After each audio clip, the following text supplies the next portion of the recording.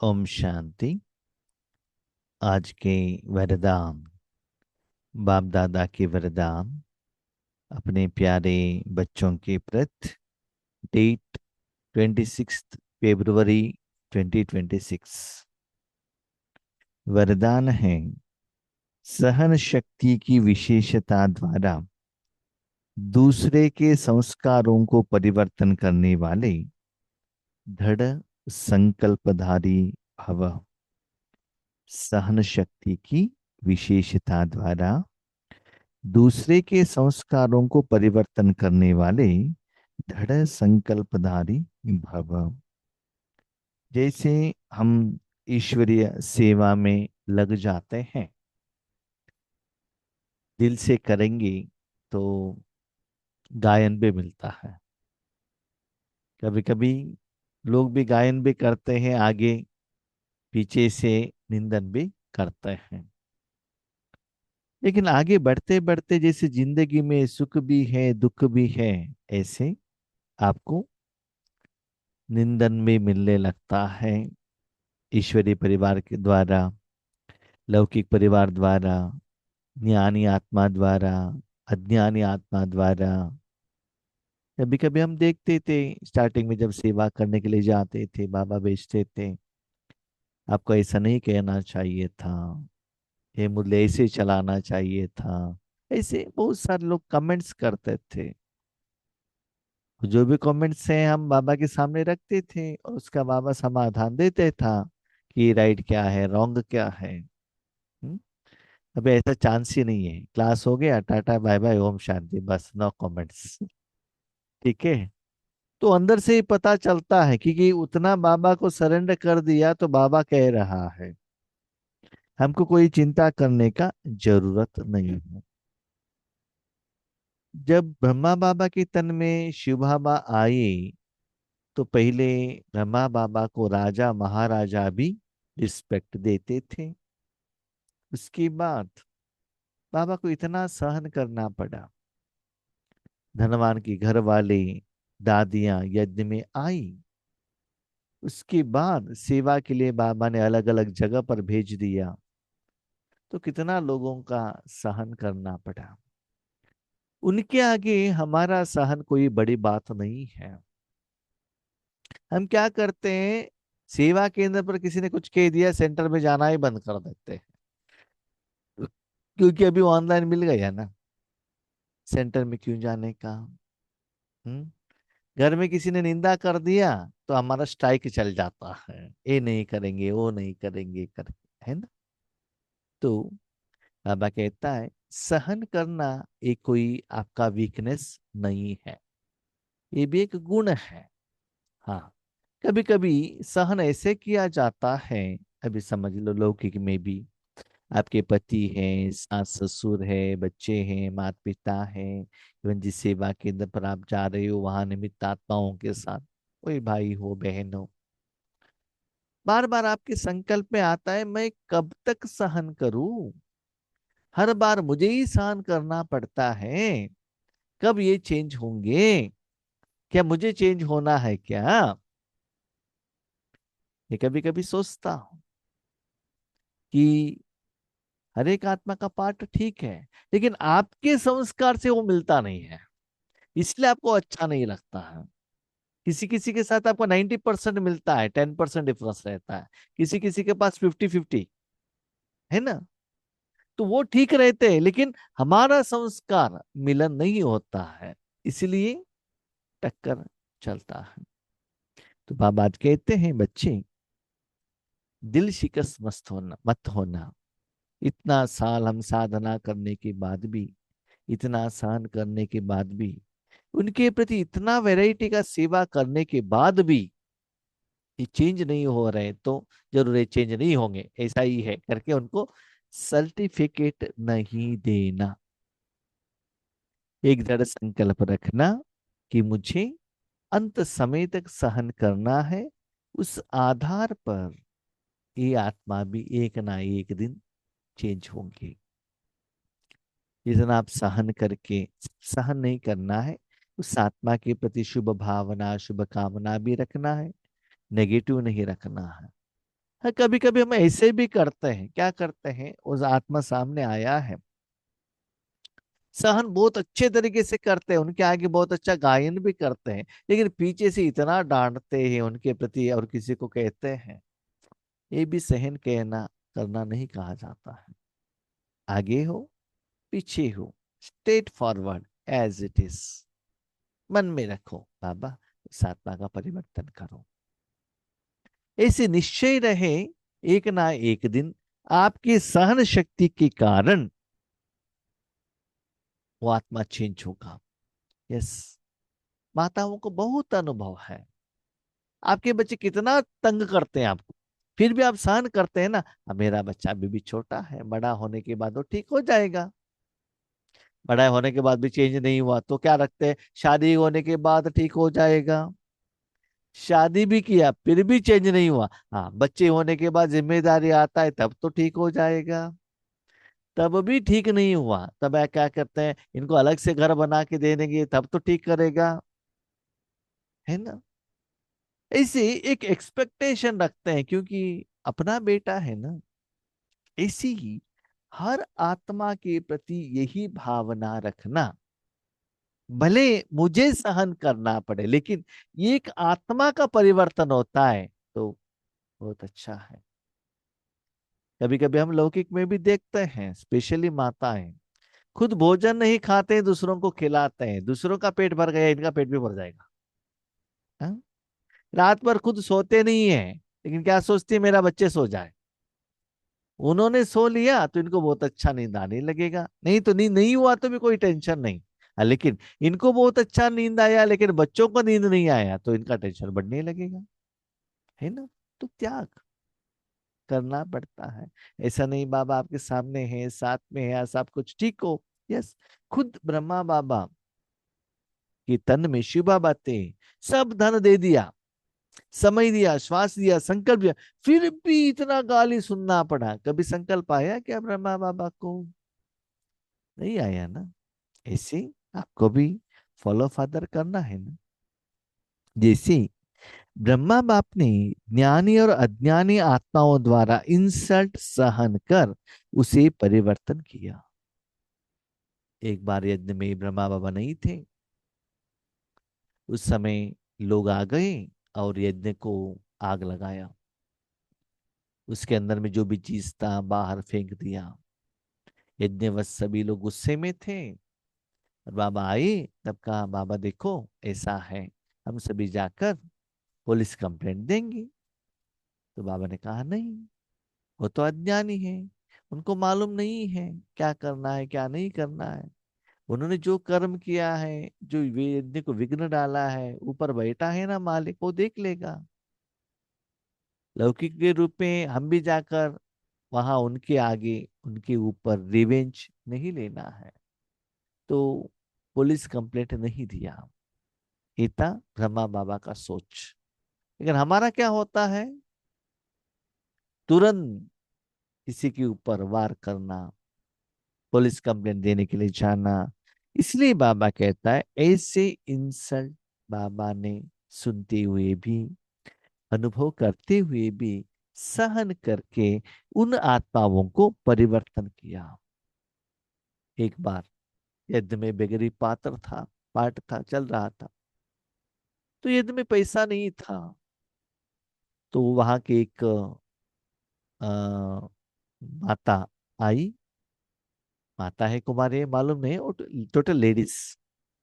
यही बाबा को कहा बाबा मेरा स्लीपर तो टूट गया है, नया स्लीपर चाहिए। बाबा ने कहा ठीक है बच्चे, वो जो पुराना स्लीपर है ना वहां रख दो, क्योंकि वैसे साइज से मैं मंगवा सकूं। वो रख कर चले गए, शाम में आ गई। तो उन्होंने कहा बच्ची देखो आपका स्लीपर रेडी है। स्लीपर लिया, वही पुराना स्लीपर था, लेकिन जहां फटा हुआ था वहां सिलाई किया हुआ था। लेकिन सिलाई किसने की? खुद ब्रह्मा बाबा ने की। कितना हायर लेवल का एक पोस्ट वाला ब्रह्मा बाबा, और स्लीपर सिलाई करना, माना बच्चों को ख्वाहिश को बाबा ने मना नहीं की, सहन की। और ऐसे लेसन सिखाया उस आत्मा को कि बच्चे देखो, यज्ञ में ऐसे पाठ चल रहा है, विदाउट एनी रीजन वेस्ट खर्चा नहीं करना चाहिए, ये सिखाया बाबा ने, है ना। तो सहन करने के कारण उस आत्मा ने ऐसा लेसन सीखा, नेक्स्ट टाइम उन्होंने कभी भी ब्रह्मा बाबा से कुछ पूछा नहीं। इसे ब्रह्मा बाबा थे प्रैक्टिकल। तो ऐसे बच्चे आपको सहन करना पड़ता है। कभी कभी सेवा में जाते हैं, लोग डांटते हैं, भाई मुख से, मन से, मोबाइल से, मैसेज से, व्हाट्सएप से, और कोई आत्मा द्वारा, डायरेक्टली इनडायरेक्टली बहुत कुछ मिलता है। एक रस टेंशन नहीं, है ना। उसके द्वारा अपने स्थिति को खराब नहीं करना चाहिए। ऐसी स्थिति आपका ऊपर नीचे हो जाएगा ना, तो माया को पता चलेगा ये है इसका वीक पॉइंट। वहां से क्या करेगी, अंदर आएगी, अलग अलग आत्माओं द्वारा आपको निंदन करना स्टार्ट करेगी। लेकिन आपको सहन का देवी बनना है। सहन कर उसे परिवर्तन किया तो फॉलो फादर करो। इसके लिए अपने संकल्पों में सिर्फ दृढ़ता को धारणा करो। संकल्पों में क्या दृढ़ता, यस, एक ना एक दिन वो आत्मा चेंज हो जाएगा, कोई भी हो, ज्ञानी अज्ञानी, लौकिक वाले अलौकिक वाले। ये संकल्प जरूर करना, ऐसे नहीं करना ये कभी भी ये चेंज होने वाला है नहीं, ऐसे संकल्प नहीं करना। चेंज हो जाएगा, भले मुझे दुख हो, नो प्रॉब्लम, वो आत्मा चेंज हो जाए, ऐसी शुभ भावना रखना। यह नहीं सोचो कि कहां तक होगा, कहां तक सहन करेंगे। उन्होंने 10 बात बताया, मुझे एटलीस्ट एक तो बताना पड़ेगा ना। इसे कभी कभी क्या करते हैं, खुद को जजमेंट दे देते हैं। ठीक है, आप आंसर दे दो, लेकिन गुस्से से नहीं दे दो ना, शांत होकर दे दो ना। अपनी स्थिति को क्या करना पड़ता है, चेक करना पड़ता है मुझे, मैं कितना समय तक मैं सहन कर सकता हूं, और कब वो आग अंदर से बाहर आ जाएगा, चेक करना। सिर्फ थोड़ा पहले लगता है कि कैसे होगा, कहां तक सहन करेंगे, पहले थोड़ा वो अनुभव नहीं है। लौकिक में ऐसे कुछ होता था तो झगड़ा करने के लिए हाथ पांव खींचकर भागते थे, झगड़ा करते थे। पति ने कुछ कहा, उनका बात नीचे आने तक रिवर्स में क्या होता था, सब शूटिंग चलता था। हाँ, है ना, AK-47, माना रिटर्न में देते थे। वो संस्कार बन गया है ना। अभी स्लोली थोड़ा सहन करना करना करना प्रैक्टिस करो। मैं आपको प्रैक्टिकल एग्जांपल देता हूँ।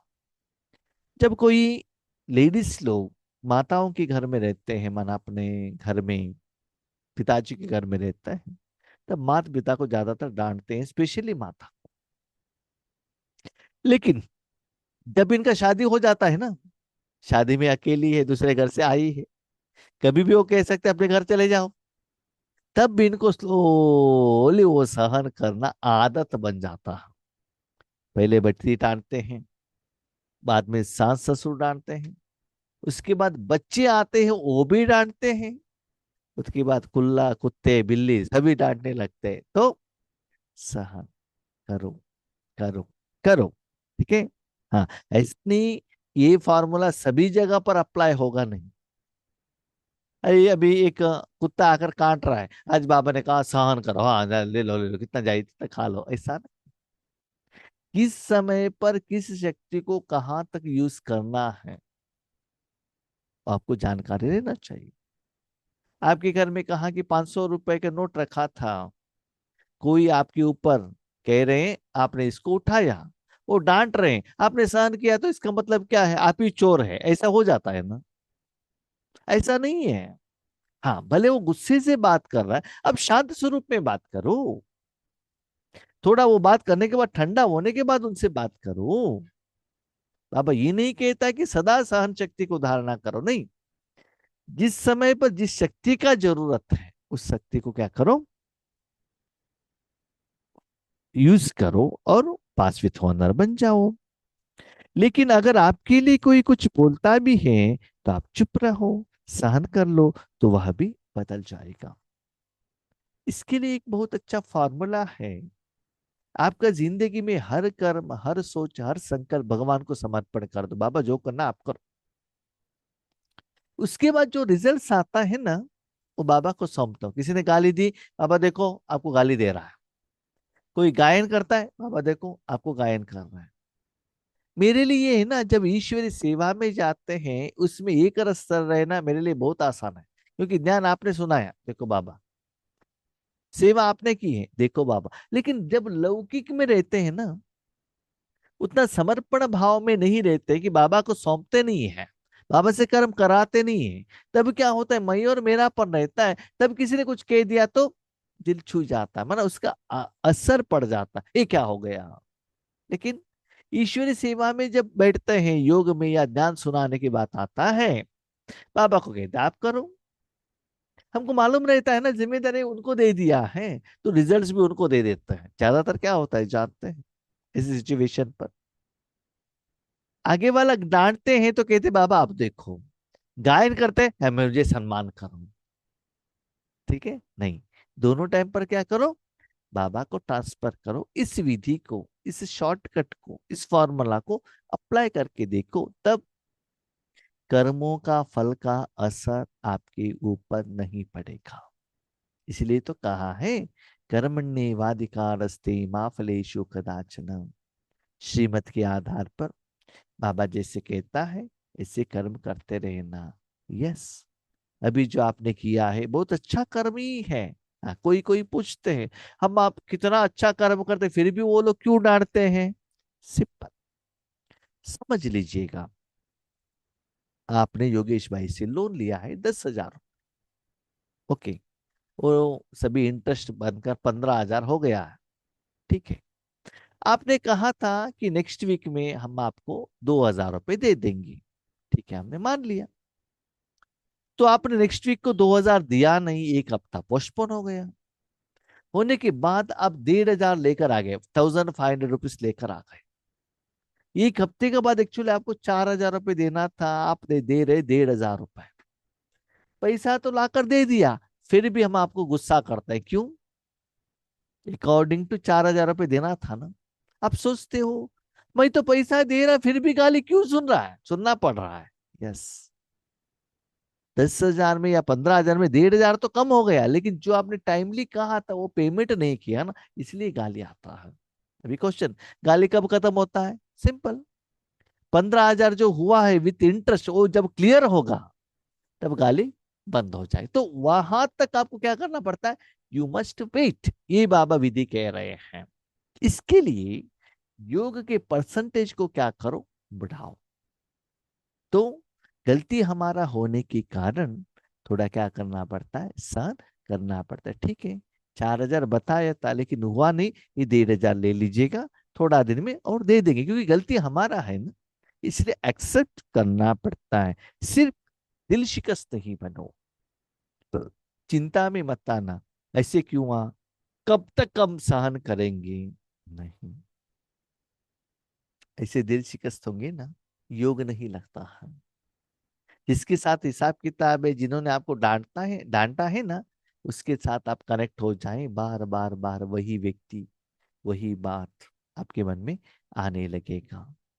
संगम युग का विशेषता ही है सदा खुश रहना और दूसरों को खुश रखना, रूहानियत के रूप में, स्थूल रूप में भोजन देकर, गिफ्ट देकर, उनको गायन करके खुश रखना नहीं, ईश्वरी सुख देते हुए उनको खुश रखना।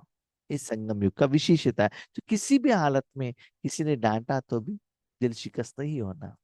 पहले पहले जब ईश्वरी सेवा में बाबा बेचते थे, ऐसे कोई कुछ करते थे, ऐसे होता था, तो मन डिस्टर्ब हो जाता था। नहीं तो कुछ एक्सपेक्टेशन रख कर जाते थे कि ऐसे होना चाहिए, ऐसे होना चाहिए, ऐसा नहीं होता है, तो डिस्टर्ब हो जाता था। और सेवा के बारे में कोई अपना रिपोर्ट बताते थे, ऐसे हुआ वैसे हुआ। आज मैं मेरा पर्सनल लाइफ को देखता हूँ, स्पेशली ईश्वरी सेवा में, अंदर से जो स्थिति और फ्लो और कमाई वो मैं चेक करता हूँ। वो ठीक है, यस, सेवा ठीक हुआ है। अंदर में वहां डिस्टर्बेंस है, आगे वालों ने कुछ भी नहीं कहा तो मैं चेक करता हूँ आज मेरा ये स्थिति क्यों नहीं बना, कहाँ मैंने गलती की। यस, लास्ट टाइम 3 दिन मुझे नींद नहीं था, फिर भी मुझे योग अच्छा हुआ। आज एक दिन मैं नींद नहीं किया, तो आज नींद क्यों मुझे आ रहा है, कहाँ मैं गलती कर रहा हूं। तो मैं हर बात क्या करता हूँ, चेक करता हूं। जब मेरा स्थिति जैसे मैं एक्सपेक्ट करता हूं वैसा नहीं आता है, नेक्स्ट लेवल में नहीं जाता, लेकिन कोई डांटता है या गायन करता है, उसके बारे में ज्यादा उसके बारे में चिंता नहीं करता हूं। मेरे लेवल को क्या करता हूं, मैं चेक करता हूं। स्लोगन, संगम पर सहन कर लेना, झुक जाना, ये सबसे बड़ी महानता है। संगम माना अब बाबा के साथ में हो और ईश्वरी सेवा में जाते हो, है ना। चुपचाप घर में बैठेंगे तो कोई निंदा करने वाला है नहीं। जब बाबा को साथ में लेकर ईश्वरी सेवा के लिए जाते हैं, तब डांट मिलती है ना। घर में बैठे लोगों को कहाँ डांट मिलती है। हाँ, माताएं क्या करते हैं, पति लोगों को, बच्चों को डांटते हैं घर में जो आते हैं ना।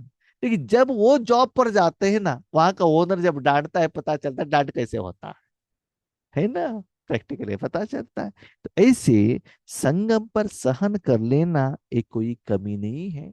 किसी के आगे झुकना, रिस्पेक्ट देना, ये कोई कमी नहीं है, ये भी बड़ी महानता है। उस महानता को अपने डे टू डे लाइफ में एप्लीकेशन करो। ऐसे मत समझना मैंने सब कुछ बाबा को दे दिया, ईश्वरी सेवा में लगने के बाद भी मुझे निंदा क्यों आ रहा है। अंतिम समय तक आते रहेगा, याद रखिएगा। इसमें एक डिस्टर्बेंस स्थिति आपका नहीं होना चाहिए। तो परिस्थिति, पर आगे वाला आपको निंदा करता है, कायन करता है, उसके आगे आप चिंता मत करना।